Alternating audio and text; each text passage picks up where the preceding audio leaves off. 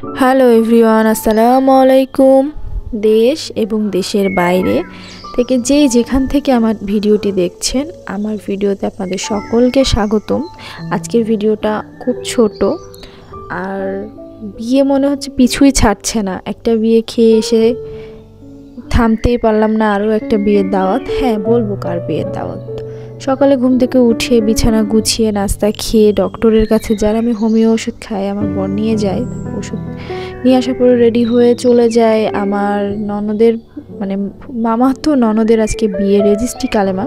সেখানে এসে দেখি সব কিছু ফিটফাট করে গুছিয়ে রেখেছে, আর বউ তো এদিকে সাজুগুজু করছে। আর বউকে পার্লার থেকে সাজানো হয়নি, একটা আন্টি তাকে সাজিয়ে দেয়, আর তিনি পার্লারের মতো করেই সাজাতে পারে তাকে। মাশাআল্লাহ এত কিউট লাগছিল। হ্যাঁ, আর ও অনেক লম্বা, দেখতে পাচ্ছেন প্রায় 5'7" কি 5'10" এরকম।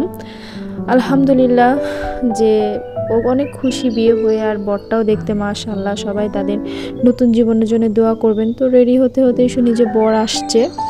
তারপরে বরকে নামিয়ে নেয় আমার নানি শাশুড়ি আংটি দিয়ে। তারপর সবাইকে এক এক করে মিষ্টি দেওয়া হয়, যেটাকে আমরা হাসি খুশি মিষ্টি বলি। নামিয়ে নেওয়ার পরে বরকে বসতে দেওয়া হয়। তারপরে বিয়েটা সম্পূর্ণ হয় নামাজের পরে, আর এটা শুক্রবারের ছিল। তারপরে খাওয়া দাওয়া পর্ব শুরু হয়, আমরা সবাই খাওয়া দাওয়া করে নিই। তারপরে তাদের কিছু পিকচার ওঠানো হয়। আর আপনাদেরকে আমি একটা কথা বলবো, বিশ্বাস করবেন না, আমি দিন দিন ভিডিও করার ধৈর্যটা একদম হারিয়ে ফেলছি, কারণ আমার এত পরিমাণ ভিউ কম। আর ইউটিউব জার্নিটা যে এত কষ্ট, এটা আসার পরেই বুঝেছি, আগে বুঝতাম না। সারাদিন এত সব ভিডিও দেখি, বাট আমার ভিডিওতে ভিউ একদম কম। যেসব আপুর আমার এই ভিডিওটি দেখবেন, প্লিজ জানাবেন কি করলে ভিডিওতে ভিউ বাড়বে। অনেকের আছে সাবস্ক্রাইব কম, কিন্তু অনেক ভিউ। আমার ভিডিওতে ভিউ এত কম যে আমার ধৈর্যটাই হারিয়ে ফেলছি।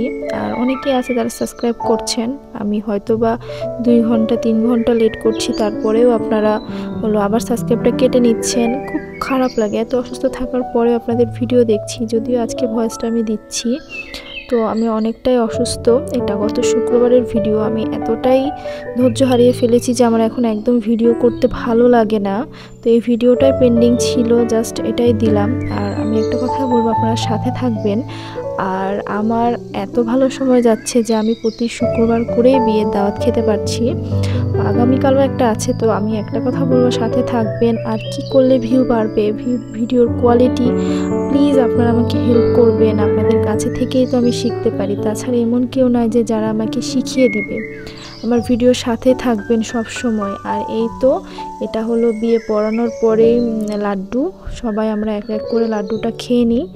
আর মজা ছিল, এই মতিচুরের লাড্ডু নাকি বলে, লাড্ডুগুলো অনেক পছন্দ। সবাই আমরা ফোনের সামনে হাত নিয়ে ইয়ে করি। আর ছোটোখাটো যেহেতু বিয়ে, ডেকোরেশনটা ছোটোখাটো হয়েছে। আর ঈদের পরে বড় করে অনুষ্ঠান করে প্রোগ্রাম করে বিয়েটা হবে। সবাই সাথে থাকবেন। আর আমাদের নতুন বরের কথা যে কম খরচের বিয়েতে নাকি বরকত বেশি হয়, আর তার খুব ইচ্ছা ছিল এভাবে বিয়ে করার, এই জন্যই বিয়েটা এভাবেই হয়।